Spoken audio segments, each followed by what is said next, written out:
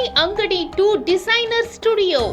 ಪವಿತ್ರ ಗೌಡಗೋಸ್ಕರ ತನ್ನ ದುಡ್ಡಲ್ಲಿ red carpet ಹಾಕಿದ್ದ ದರ್ಶನ್.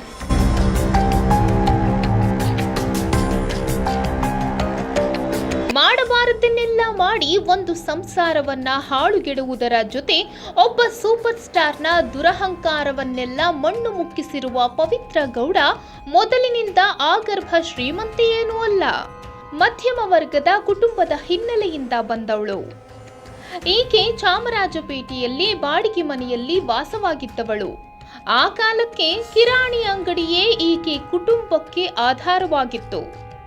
ಆದ್ರೆ ಇವತ್ತು ಈ ಮಾಯಾಂಗನೆ ರೆಡ್ ಕಾರ್ಪೆಟ್ 777 ಎಂಬ ಡಿಸೈನರ್ ಸ್ಟುಡಿಯೋದ ಒಡತಿ.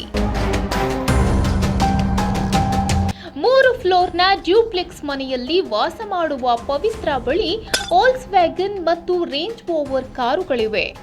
ಹೀಗಾಗಿ ಇದೆಲ್ಲ ಹೇಗೆ ಸಾಧ್ಯ ಎಂಬ ಪ್ರಶ್ನೆ ಮೂಡೋದು ಸಹಜ. ಯಾಕಂದ್ರೆ ಪವಿತ್ರ ಗೌಡ ಚಿತ್ರರಂಗದಲ್ಲಿ ಕಿಸಿದಿದ್ದು ಕಡಿದು ಕಟ್ಟಿ ಹಾಕಿದ್ದು ಅಷ್ಟರಲ್ಲೇ ಇದೆ. 3 ಮತ್ತೊಂದು ಸಿನಿಮಾಗಳನ್ನ ಮಾಡಿದಾಕೆ ಈಕೆ. ಅವೆಲ್ಲವೂ ಪರಮ ತೋಪು ಚಿತ್ರಗಳು ಅನ್ನೋದು ಎಲ್ಲರಿಗೂ ಗೊತ್ತಿರೋ ವಿಚಾರ. ಹೀಗಾಗಿಯೇ ಈ ರೆಡ್ ಕಾರ್ಪೆಟ್ 777 ಎಂಬ ಡಿಸೈನರ್ ಸ್ಟುಡಿಯೋದ ಹಿಂದೆ ದರ್ಶನ್ ಹಣ ಇದೆ ಅನ್ನುವ ಅನುಮಾನ ಈಗ ಅನೇಕರನ್ನ ಕಾಡ್ತಿದೆ.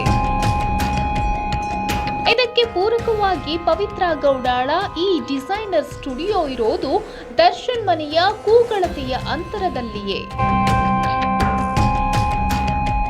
ಇನ್ನು ನಿಮಗೆ ನೆನಪಿದ್ದರೆ ದರ್ಶನ್ ಅವರ ಕಾನೂನುಬದ್ಧ ಹೆಂಡತಿ ವಿಜಯಲಕ್ಷ್ಮಿ ದರ್ಶನ್ 2021ರಲ್ಲಿ ಮೈ ಫ್ರೆಶ್ ಬಾಸ್ಕೆಟ್ ಅನ್ನೋ ಆನ್ಲೈನ್ ಶಾಪಿಂಗ್ ಮಾರುಕಟ್ಟೆ ತೆರೆದಿದ್ರು.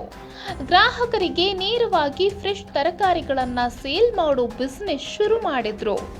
ಈ ವ್ಯಾಪಾರ ವ್ಯವಹಾರವನ್ನ ವಿಜಯಲಕ್ಷ್ಮಿ ಶುರು ಮಾಡಿ 2 ವರ್ಷದೊಳಗೆ ಪವಿತ್ರ ಗೌಡ ಈ ಬೂಟಿಕ್ ಬಿಸಿನೆಸ್ ಶುರು ಮಾಡಿದ್ಲು. ನಿಜ, ಬ್ಯಾಂಕ್ನಲ್ಲಿ ಸಾಲ ಪಡೆದು ಕೂಡ ವ್ಯಾಪಾರ ಕಿಳಿತಿರಬಹುದು. ಆ ಸಾಧ್ಯತೆ ಖಂಡಿತ ಇದೆ. ಆದರೆ ಅದಕ್ಕೂ ಕೂಡ ಸಾಲಕ್ಕೆ ಶ್ಯೂರಿಟಿ ಅಗತ್ಯವಿರುತ್ತೆ.